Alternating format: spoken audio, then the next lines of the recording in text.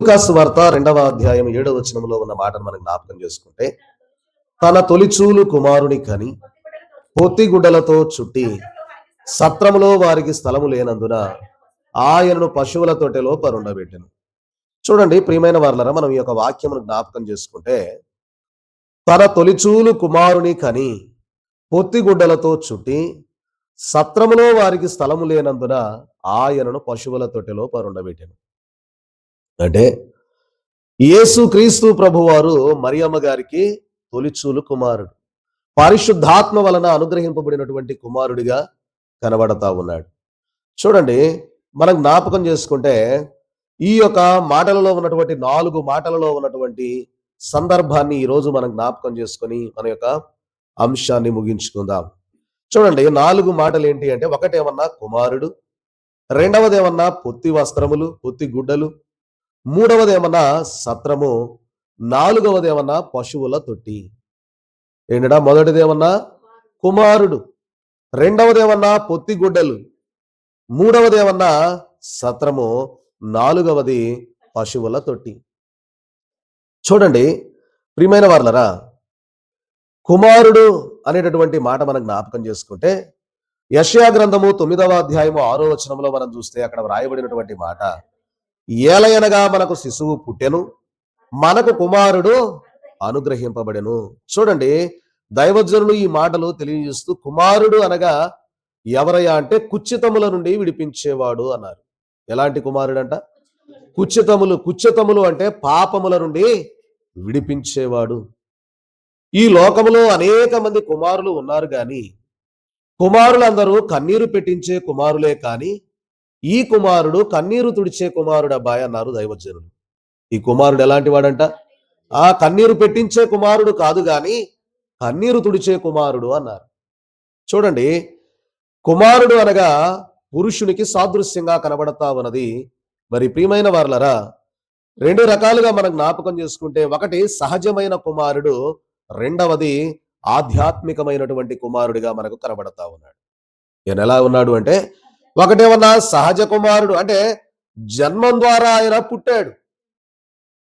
సహజముగా అందరకు లాగానే ఆయన కూడా జన్మము ద్వారానే ఈ లోకంలోనికి వచ్చాడు. ఒక కన్య మరియ గర్భములో నుండి తల్లిగారు మరి ఎంత చక్కగా చక్కని కుమారుడికి జన్మనిచ్చిందో అలాగూ ఆయన సహజ కుమారుడిగా ఉన్నాడు. రెండవదిగా చూస్తే ఆయన ఆధ్యాత్మికమైనటువంటి కుమారుడిగా, అనాదిలో ఆయన ఉన్నటువంటి దేవుడు ఈ లోకానికి ప్రియమైన వారలారా నరావతారిగా కుమారుడిగా ఈ లోకానికి వచ్చాడు. చూడండి, ఇలాగూ ఆధ్యాత్మికమైనటువంటి కుమారుడిగా ఈ లోకానికి రావడము అంటే దేవుని కుమారుడిగా ఈ లోకానికి వచ్చాడు. ఒకటేమన్నా సహజ కుమారుడు అంటే జన్మము ద్వారా ఈ లోకానికి ఆయన కుమారుడిగా వచ్చాడు. ఆధ్యాత్మికమైనటువంటి కుమారుడు అంటే ఆయన ప్రియమైన వారలారా దేవుని కుమారుడిగా ఈ లోకానికి వచ్చాడు. చూడండి, దేవుడే స్వయముగా ఇదిగో ఇతడు నా ప్రియ కుమారుడు అని తెలియజేస్తూ ఉన్నటువంటి మాట మత్తయి సువార్తలో మనం జ్ఞాపకం చేసుకుంటే, ఇప్పటిదాకా మనం మరి చూస్తూ ఉన్నాం మరియమ్మ కుమారుడు.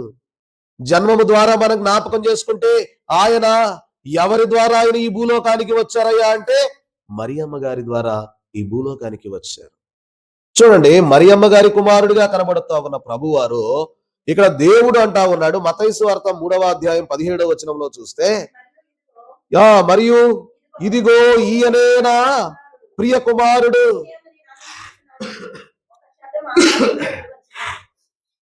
ఇక్కడ అంటూ ఉన్నటువంటి మాట, ఇదిగో ఈయనే నా ప్రియ కుమారుడు, ఈయన యందు నేను ఆనందించుచున్నాను అంటున్నారు.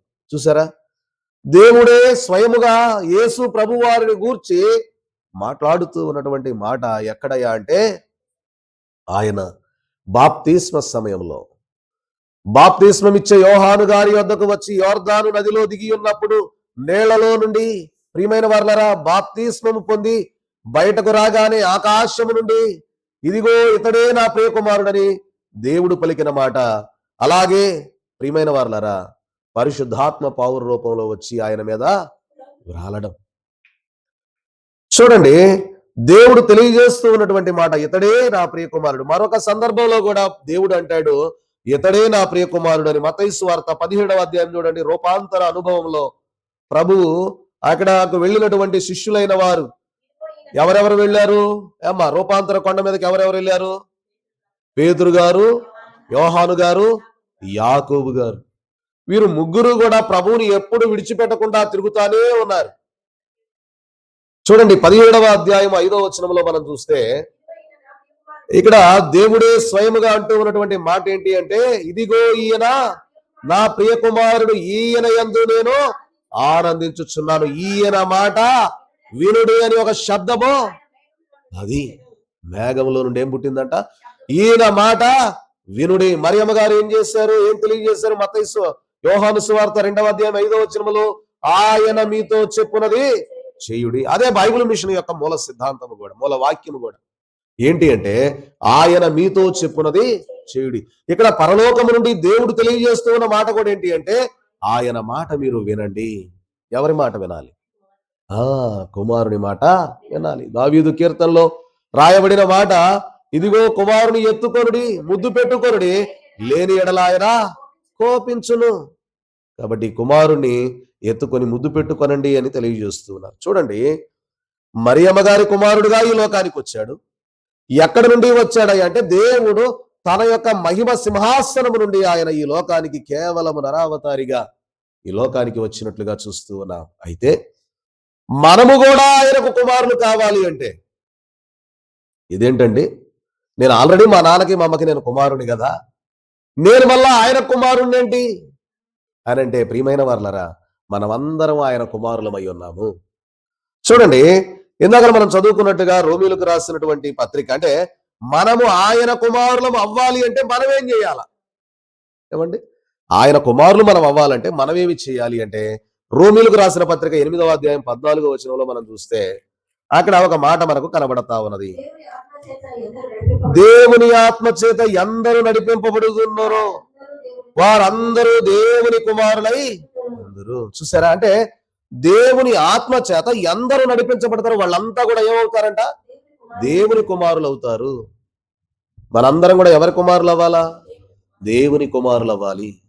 కాబట్టి ఆయన కుమారులు మనం అవ్వాలి అంటే, ప్రియమైన వారలారా, ప్రభు ఎలాగ దేవునికి కుమారుడై ఉన్నాడో అలాగే మనము కూడా దేవునికి కుమారులు అవ్వాలి అంటే, ప్రియమైన వారలారా, మనం ఏమై ఉండాలి అంటే, చూడండి, యోహాను సువార్త 1వ అధ్యాయం 12వ వచనంలో అంటాడు యోహాను గారు, భక్తుడైన యోహాను గారు, యోహాను సువార్త 1వ అధ్యాయము 12వ వచనంలో వ్రాయబడిన మాట మనం చూస్తే, తన్ను ఎందరూ అంగీకరించిరో వారందరికీ అనగా తన నామమును విశ్వాసముంచిన వారికి దేవుని పిల్లలగుటకు ఆయన అధికారము అనుగ్రహించును. దేవునికి మహిమ కలుగును గాక. ఆమేన్. చెప్పాలి గట్టిగా, ఆమేన్. చూడండి, ఇక్కడ తెలియజేస్తూ ఉన్నటువంటి మాట యోహాను సువార్త 1వ అధ్యాయం 12వ వచనంలో చూస్తే అక్కడ అంటాడు, తన్ను ఎందరూ అంగీకరించిరో వారికందరికీ అనగా, అంటే ఆయనను మనం అంగీకరించాలి. ఆయన ఏం చేయాలంట? అంగీకరించాలి. ఆయన అంగీకరించకపోతే ఏముండదు? ఆయన వారసులుగా ఉండలేం, ఆయన పిల్లలుగా ఉండలేం.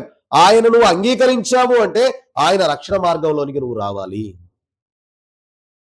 ఆయన అంగీకరిస్తూ ఉన్నావు అంటే ఆయన రక్షణ మార్గంలోనికి మనం వెళ్ళాలి.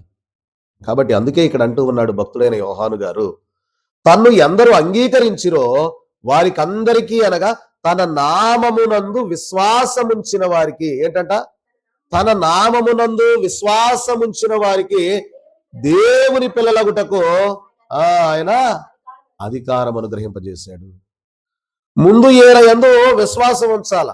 ప్రభువునందు విశ్వాసం ఉంచితే ఈయన యందు మనం విశ్వాసం ఉంచిన కారణాన దేవుని పిల్లలవడానికి మనకు అవకాశం ఉంటది. కాబట్టి అందుకే ఇక్కడ భక్తుడైన యోహాను గారు అంటూ ఉన్నారు, ఆయన్ను ఎందరు అంగీకరిస్తారో వారికి మాత్రమే, అందరికీ కాదు. అంటే అందరికీ ఉందని చెప్పాడా? అందరికీ ఉండాలి అంటే ఆయన అంగీకరించాలి. అది ఆయన అంగీకరించలేదు అనుకోండి, ఆయన పిల్లలుగా మనం ఉండలేం. కాబట్టి అర్హత మనకు రాదు. కాబట్టి ప్రియమైన వారలారా, మనం జ్ఞాపకం చేసుకుంటే మరొక మాట, ఇదే మన భక్తుడైనటువంటి యోహాను గారు రాసిన మొదటి పత్రిక 3వ అధ్యాయం 15వ వచనంలో కూడా మనం చూస్తే అక్కడ కొన్ని మాటలు మనకు కనబడతాయి.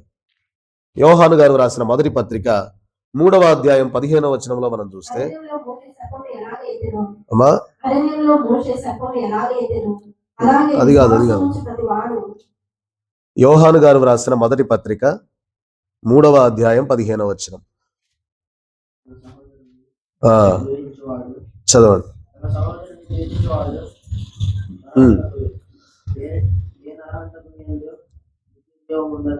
తన సహోదరుని ద్వేషించువాడు నరహంతుడు, ఏ నరహంతకుని యందును నిత్య జీవం ఉండదని మీరు ఎరుగుదురు. ఆయన మన నిమిత్తము తన ప్రాణము పెట్టెను గనక దీని వలన ప్రేమ ఎట్టిదని తెలుసుకొనుచున్నాము. మనము కూడా సహోదరుల నిమిత్తము మన ప్రాణములను పెట్టబద్దులమై ఉన్నాము. చూడండి ప్రియమైన వార్లరా, ఇక్కడ అంటా ఉన్నాడు, ఆయన మన కొరకు ఏం చేశాడంట? తన ప్రాణాన్ని అర్పించాడు. ఏమని రాశాడు అక్కడ అసలు? మనము కూడా చూడండి, ఆయన తన ప్రాణము, ఆయన మన నిమిత్తము తన ప్రాణము పెట్టెను గనక దీని వలన ప్రేమ ఎట్టిదని తెలుసుకొనుచున్నాం. చూడండి, ఈ లోకంలో మన కోసం ఎవరైనా ప్రాణం పెట్టే వాళ్ళు ఎవరైనా ఉన్నారా? ఎవరు ఉండరు. అంటాం, మాట మాత్రం అంటాం. ఏమనంటే, అరే నీకోసం నా ప్రాణం ఇస్తా. స్నేహితుల్లో చూడండి, పిల్లలు చదువుకో వస్తుంది, వాడి చాక్లెటో బిస్కెట్ కోసం ఏదో చెబుతాడు. రే నేను నీకోసం నా ప్రాణం వేస్తారా అనగానే వాడు అంటాడు, బిస్కెట్ ప్యాకెట్ తింటారా. ఆ బిస్కెట్ ప్యాకెట్ కోసం ఇడేం చెబుతాడు? ప్రాణాన్ని కూడా ఇస్తానని చెబుతాడు. ఆ బిస్కెట్ ప్యాకెట్ అయిపోయిన తర్వాత ప్రాణం లేదు, ఏం లేదు. వాడిని ఎవరన్నా వచ్చి నలుగురు అంతా ఉన్నా కూడా వాడికి నాకు అంత సంబంధమే లేదండి అంటాడు. వాడేదో బిస్కెట్ ప్యాకెట్ ఇచ్చాడండి తినమని, అంతేగాని వాడికి నాకేం సంబంధం లేదంటాడు. కానీ ఇక్కడ ఏమంటా ఉన్నారంటే, మన కొరకు ఆయన ఈ లోకానికి వచ్చి తన ప్రాణాన్ని అర్పించి మనకు రక్షణ అనుగ్రహింపజేసినటువంటి ప్రభువును మనము చూడండి ప్రియమైన వార్లరా, ఎంత మట్టుకు మనము ఆయన్ను అంగీకరిస్తూ ఉన్నాం. ప్రభు అంటూ ఉన్నాడు, ఆయనను ఎందరూ అంగీకరించి ఉన్నారో, ఎందరూ ఆయనను ప్రియమైన వార్లరా విశ్వాసం ఉంచుతూ ఉన్నారో, అట్టి వారికి దేవుని పిల్లలగడానికి ఆయన అధికారము ఇచ్చి ఉన్నాడు. చూడండి, రెండవదిగా చూస్తే పొత్తి గుడ్డలు లేదా పొత్తి వస్త్రములు. దైవజనులు ఒక పాటలో కూడా రాశారు, పొత్తి వస్త్రములే నీకు పొదుపాయెను లాలి, పొత్తి వస్త్రములే నీకు పొదుపాయెను లాలి, మాకు మహిమా వస్త్రములియను నీవు మహిలో బోటితివా, మాకు మహిమా వస్త్రములియను నీవు మహిలో బోటితివా, లాలి లాలి లాలి.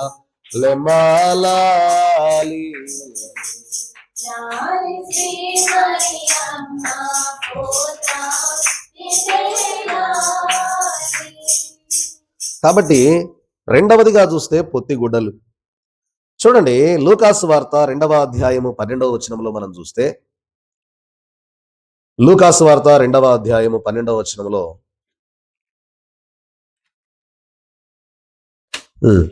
చదవండి. దానికిదే మీ కానవాలు, ఒక శిశువు పొత్తి గుడ్డలతో చుట్టబడి ఒక తొట్టెలో పండుకొని ఉండుట మీరు చూచెదరని వారితో చెప్పాను. ఏం చెప్పారు? ఒక శిశువు పొత్తి గుడ్డలతో చుట్టబడి ఒక తొట్టెలో పరుండి ఉండుట మీరు చూచెదరు. దానికి ఇదే మీ కానవాలు. ఏంటి అంటే, మీరు వెళ్తున్నారు, ప్రభు మీకు కనబడతాడు. ఎలా కనబడతాడు అంటే, ఆ పొత్తి గుడ్డలతో చుట్టబడినటువంటి ఒక బాలుడు ఆ యొక్క తొట్టెలో పరుండి పెట్టి ఉన్నట్టు మీరు చూస్తారు, అతడే రక్షకుడు అని తెలియజేసినటువంటి మాట ప్రియమైన వార్లరా ఇక్కడ మనకు కనబడతా ఉన్నది. చూడండి, ఇక్కడ భక్తులైన వారు ఆ కాలంలో తెలియజేసినటువంటి 4 లక్షణాలు, అంటే ఈ యొక్క పొత్తి వస్త్రములు దేనికి సాదృశ్యంగా కనబడతా ఉన్నాయి అనేటటువంటి చూడండి ఒక 5 మరి లక్షణాలు లేదా సాదృశ్యాలు తెలియజేశారు. ఒకటి, ఈ పొత్తి గుడ్డలు దేనికి సాదృశ్యమయ్యా ప్రభువుకి మనం చూస్తే వినయానికి సాదృశ్యంగా కనబడతా ఉన్నది. చూడండి, అదే మనం జ్ఞాపకం చేసుకుంటే ప్రియమైన వార్లరా, ఈయన దేవుని కుమారుడు. చూడండి, రాజే గాని ప్రియమైన వార్లరా సాధారణమైన వాడిగా ఈ లోకానికి వచ్చాడు. దేవుని కుమారుడుగా ఆయన ఈ లోకానికి యూదుల రాజుగా పుట్టాడు. గాని ఆయన ఎలా వచ్చాడయ్యా అంటే, కేవలము ఒక నార వస్త్రములు, ఏమండి పొత్తి వస్త్రములు, సన్నని మెత్తని బట్టలతో చుట్టబడ్డాడే గాని రాజవస్త్రాలలో ఆయన లేకుండా ఉన్నాడు. కాబట్టి ఆయన పొత్తి వస్త్రాలతో చుట్టబడ్డాడు గనక ఇది దేనికి సాదృశ్యము అంటే ఆయన వినయానికి సాదృశ్యంగా కనబడతా ఉన్నది. ఆయన తగ్గింపుకు సాదృశ్యంగా కనబడతా ఉన్నది. రెండవదిగా చూస్తే పేదరికానికి సాదృశ్యంగా కనబడతా ఉన్నది. చూడండి ప్రియమైన వర్లరా, ధనవంతులు ధనికులు చూడండి మనం జ్ఞాపకం చేసుకుంటే ఎంత తక్కువ స్థితి కలిగిన వారైనా కూడా బిడ్డ పుట్టాడంటే ఆ వెంటనే ఏం చేస్తారు, వాళ్ళకి మంచి మంచి వస్త్రాలు తీసుకొస్తారు. ఏమ్మా తెస్తారా? తెస్తారు. అదే ఒకవేళ ఒక రాజు కుమారుడిగా పుడితే అతనికి ఎలాంటి వస్త్రాలు ధరిస్తారు? ఎంత గొప్ప వస్త్రాలు ధరిస్తారు కదా. ఇక్కడ అంత గొప్ప వస్త్రాలు ఏమి లేవు ప్రభు యొక్క జన్మకాలంలో. కాబట్టి అక్కడ ఏం కనపడతా ఉంది అంటే పేదరికం కనపడతా ఉంది.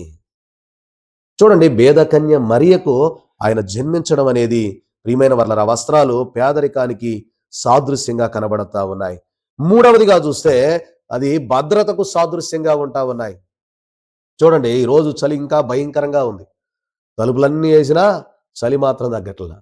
ఆ కాలంలో ప్రభు జన్మకాలంలో కూడా ఆ చలి నుండి బిడ్డ యొక్క శరీరాన్ని రక్షించడానికి తల్లి చుట్టినటువంటి భద్రత కొరకు చుట్టినటువంటి ఆ వస్త్రాలు రక్షణ వస్త్రాలు. ప్రియమైన వర్లరా, ఆ చలి నుండి వెట్ట కలగజేయడానికి వాడినటువంటి ఆ వస్త్రాలు భద్రతకు సాదృశ్యంగా ఉంది. ప్రియమైన వర్లరా, రక్షణగా ఉంటా ఉన్నది. ఇకపోతే నాలుగవదిగా చూస్తే ఆయన ప్రవచనాలు నెరవేర్పు నిమిత్తమై పొత్తి వస్త్రములు మనకు కనబడతా ఉన్నాయి.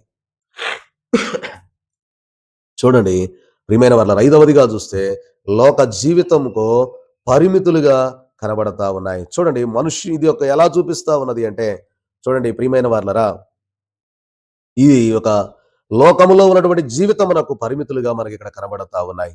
చూడండి, మరి అనేక జీవులు జన్మించినప్పుడు ఆ జీవులకి ఏమండి ఎవరైనా బట్టలు చుడతారా? కుక్కలు ఏంతా ఉంటాయి, పిల్లులు ఏంతా ఉంటాయి. వాటికి ఏమి దగ్గరుండి వాటి తల్లి ఏమన్నా వస్త్రాలు ఏమి చుట్టదు. కానీ ప్రియమైన వర్లరా, ఇది ఏంటి అంటే మనుష్య రూపమును సూచిస్తా ఉన్నది.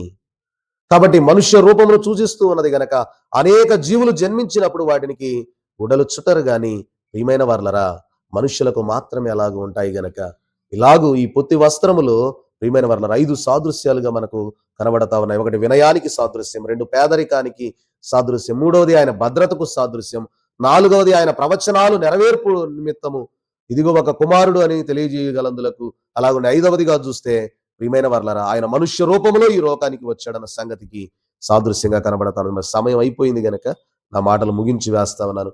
3వ మాట సత్రము, 4వ మాట చూస్తే పశువుల తొట్టి. కాబట్టి సమయం ఉన్నప్పుడు మరి ఈ అంశాన్ని మనం ధ్యానించుకుందాం. సమయానికి ముగించుకోనాలి గనక ప్రియమైన వర్లరా ఈ సత్రము లోకమునకు సాదృశ్యంగా ఉన్నది. కాబట్టి ప్రభు సత్రములో స్థలము లేనందున ఆయన పశువుల పాకలోనికి వెళ్ళవలసి వచ్చింది. చూడండి మత్తయి సువార్త 8:20 అంటాడు ఏమని, నక్కలకు బొరియలు ఉన్నవి, ఆకాశ పక్షులకు గూళ్ళు ఉన్నవి, గాని మనుష్య కుమారుడు తలవాల్చుకొనుటకు కించెత్తైన స్థలము లేదు అంటారు. అదే మాట లూకా గారు కూడా లూకా సువార్త 9:58 ఈ మాట వ్రాస్తారు. ప్రియమైన వర్లరా, కాబట్టి ఇది లోకానికి సాదృశ్యంగా ఉంది. ఇవే మాటలు మనం జ్ఞాపకం చేసుకుంటే యోహాను సువార్త 1వ అధ్యాయం 10 నుండి 11 వచనాలలో కూడా ఈ మాటలు మనకు కనబడతా ఉన్నాయి. కాబట్టి చూడండి, స్థలము లేనందున ఆయన ఏం చేస్తా ఉన్నాడయ్యా అంటే మన హృదయంలో స్థలము కొరకు ఎదురు చూస్తా ఉన్నాడు. ఏం చేస్తా ఉన్నాడంట? మన హృదయంలో స్థలము కొరకు ఎదురు చూస్తా ఉన్నాడు. అందుకే ప్రకటన గ్రంథంలో 3:20 మనం జ్ఞాపకం చేసుకుంటే ఆయన ఏమంటా ఉన్నాడు, ఇదిగో తలుపుని యొద్ద నిలుచుండి తట్టుచున్నాను, ఎవడైతే నా స్వరము విని ఆ తలుపు తీస్తాడో నేను వారితో ప్రియమైన వర్లరా నేను కలిసి భోజనము చేస్తాను అని ప్రభువు తెలియజేస్తూ ఉన్నాడు. కాబట్టి ఆయనకు స్థలము లేనందున ఆయన ఎక్కడ స్థలం కోరుకుంటా ఉన్నాడంటే మన హృదయంలో స్థలాన్ని కోరుకుంటా ఉన్నాడు. కాబట్టి 4వదిగా చూస్తే ప్రియమైన వర్లరా పశువుల తొట్టి. కాబట్టి ఆయన హృదయం అనేటటువంటి మన తొట్టెలోనికి రావాలనుకుని ఆశపడుతూ ఉన్నాడు. కాబట్టి ఇది దేనికి సాదృశ్యంగా కనపడతా ఉన్నది అంటే గృహములో వాడుకునే ఉపకరణాలలో ప్రియమైన వర్లరా మరి పశువులు మేసేటటువంటి మేత వేసే స్థలాలు, ఆ యొక్క తొట్టెల్లో మేత వేసినప్పుడు వాటిలో తింటారు. చూడండి, ఈ తొట్టె ప్రియమైన వర్లరా పశువులు మేసే మేత తొట్టిగా కనపడతా ఉంది. చూడండి, ఆ తొట్టెలోకి ఆయన ఎలా వచ్చాడు అంటే ఒక రొట్టెగా వచ్చాడు. ఈరోజు ఈ సంస్కారపు విందులో మనము తెలుసుకుంటూ ఉన్న మాట, ఆయన ఎలా వచ్చాడయ్యా అంటే ఆయన ఒక రొట్టెగా వచ్చాడు. చూడండి, బెత్లెహేము అనగా ఏంటి? రొట్టెల ఇల్లు లేదా రొట్టెల గృహము. ఆయన ఈరోజు ప్రియమైన వారలరా, ఆ యొక్క పశువుల తొట్టెలోనికి ఆయన ఎలా వచ్చాడు అంటే ఒక జీవాహారముగా వచ్చాడు, ఒక రొట్టెగా వచ్చాడు. ఆ రొట్టె ద్రాక్ష రసము ప్రియమైన వారలరా మనం అందుకొని మన శరీరాలను మనం బలపరుచుకొని ఆయన ఆత్మీయ స్థితిలోనికి మనం ఎదగాలి అంటే ప్రియమైన వారలరా దేవుడు తెలియజేస్తూ ఉన్నట్లుగా పశువుల తొట్టెలోనికి వచ్చినటువంటి దేవుడు ఈరోజు మన హృదయాలలోనికి కూడా ఆయన రావాలి. ఒకవేళ అలాగూ రాకపోతే మనం ఎంత ప్రయాసపడినా కూడా అది వ్యర్థమే. కాబట్టి ప్రియమైన వారలారా, ఆయన కుమారుడిగా ఈ లోకానికి వచ్చాడు. ఎందరూ ఆయన్ను అంగీకరిస్తారో వారిని కూడా కుమారుడిగా చేయడానికి ఈ లోకానికి వచ్చాడు. ప్రియమైన వారలారా, రెండవదిగా చూస్తే ఏంటి? రెండవది, మొదటిది కుమారుడుగా చూసాం. రెండవది పొత్తి వస్త్రములు, పొత్తిగుడ్డలు, మనకు మహిమ వస్త్రాలు ఇవ్వడానికి ఆయన పొత్తిగుడ్డలతో చుట్టబడ్డాడు. అలాగుననే అవి వినయానికి సాదృశ్యం, తగ్గింపుకు సాదృశ్యంగా కనపడతా ఉన్నాయి. మూడవది సత్రము లోకానికి సాదృశ్యంగా కనపడతా ఉన్నది. ప్రియమైన వర్లరా, సత్రంలో స్థలము లేనందున ఆయన పశువుల తొట్టిలో పరుండబెట్టాడు. మరి చూడండి, నాలుగవది పశువుల తొట్టి, అది మన యొక్క హృదయానికి సాదృశ్యంగా కనపడతా ఉంది. మన హృదయంలోనికి ఆయన ఆహ్వానించుకున్నప్పుడు ప్రియమైన వర్లరా ఆయన మనలోనికి వచ్చి మనలను సరిచేస్తూ ప్రియమైన వర్లరా మనల్ని నడిపించేవారుగా ఉన్నారు. కాబట్టి నేటి దినాన ఆయనను మనము మన యొక్క హృదయంలోనికి చేర్చుకొని ఆయన యొక్క విందు అందుకుంటూ ఆయన మహిమ రాకడకు ఆయత్తపడగలిగే ధన్యత దీవెన చేరి వచ్చిన మన ఎల్లరకు ప్రభు దయచేయును గాక. ఆమేన్.